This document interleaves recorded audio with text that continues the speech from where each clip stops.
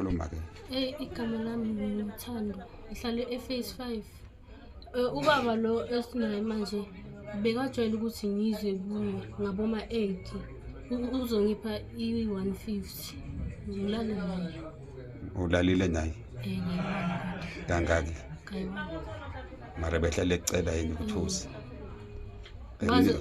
wazi wathi ngibuye futhi ezophinda futhi wazange uphindele wena cha ngizongabuyela ezelalile nawe kokuqala wakukhipha malini ungiphe 100 rand wathi uzongipha enye usafuna ukuya egarage so vele ngalelo langa angizange ngambona futhi ngambona ngelinye ilanga ngasemakuleni wangipha i50 rand okay beniyuze condom waphinde wathi ngibuye futhi Monday ngaboma 8 okay nayo use condom kuthi ngamanye amagama bekuthenga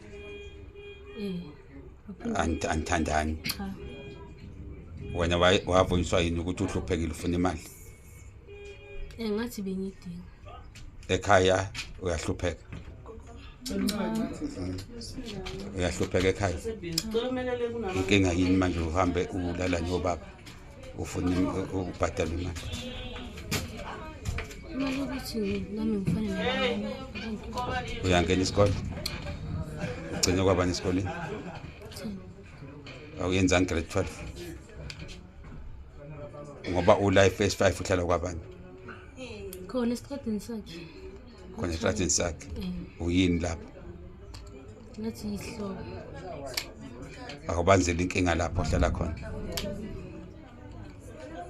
okay angikaze ngabatshontshana futhi wena ngibona igama lami ngibuhlele inkosi ngihlala ephase 6 kodwa ngisahlala khona lokho dilo sinaye manje lana uyasithenga ngoba njengosiyingane ucela ukuchamisela kwithini yimi wathi ucela ukuchamisela yimi ngamtshela ngathi cha ngichamiselana bathi ngizokuphendula kanje ngikhaphe uyakuphi garage sahamba bakhuluma bathi ngicela ukuchamisela ngizokunika i150 ngathi angifuni ngichamisele ngoba seyingane wathi okay asijike sajika masijika kanjalo wathi ubhuti waza ngale the following day wathi waza ngapha endlini nami yiwani akekho umama mzobuya ngo12 ngaya ngangayazwa yendlala ngale emva kwendlu ayendlala ithawula yento wafaka umqamelo wathi ngize ngizolala ngathi cha ngiyahamba wathi woza wangincenga wangavuma ngaphuma ngihamba ngegate mangihamba ngegate kanjalo wangibiza lapha ngishaya iflat ngampheka ngabheka phambili ngihamba ngaya kuthana manje imali le yakhe baba nithatha yindini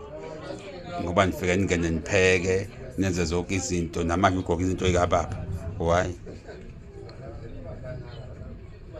ukwenze kanjani lokho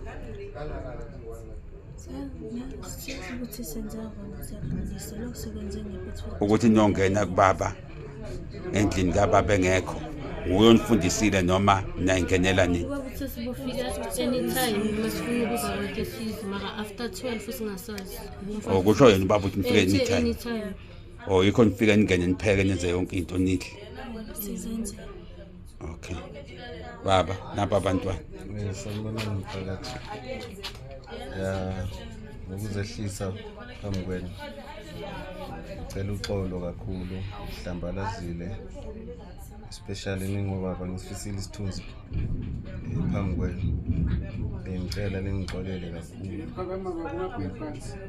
ngicela ningixolele kakhulu ngalokho engikwenzile angazi ukuthi ngathini kodwa ke ngiyafisa ukuthi bekhona uhlansinyana loxolo ningixolele from namhlanje ngizama ukuthatha olunye uxathu nje ngempilo ngiyanithembisa futhi angeke nizwe or nibone lobuso bami la eGreenton ngiyathembisa ngihlazile especially umngamo mama ngani zami ngiyafisa ukuthi mhlambe ngabe ngathola insight ngihlazile naye kakhulu ngiyaxolisa kakhulu ngokuzithoba nje ngiyaxolisa kakhulu ngicela ningixolele nani bonana ngicela ningixolele kodwa ke ngicela ingithembisa ukuthi angeke nize lapha ngizoqhekeza futhi mina ngiyagcina namhlanje ngiyacela okay mphakathi umntwana lo una 20 years una 20 lo nimbona wesi2 una 13 yokwenza 14 ngoba nibonela nje sibizwe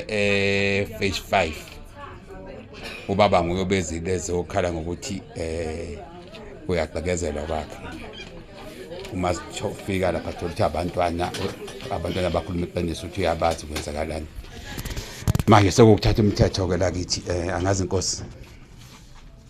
No, okwenzakele ukuthi ubaba uyafika before kuzoba nale case yokuthi sekubanjwe le ingane.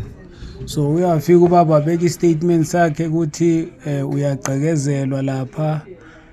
Sase simcela ukuthi kwisimo asichazisela kuso besicela ukuthi yena avule icase so that makwenzakala kutholakala ukuthi ubani ogqekeza kwakhe abe ene case sikwazi ukuthi mase kutholakala lo muntu loyo simbizele even kahle ene case, because mangabe i case ayivuliwe and izinto zakhe aziclaima ukuthi ziyalahleka ziyatholakala akakwazi ukuthi lezo zinto ayithole noma as long as engavulanga icase.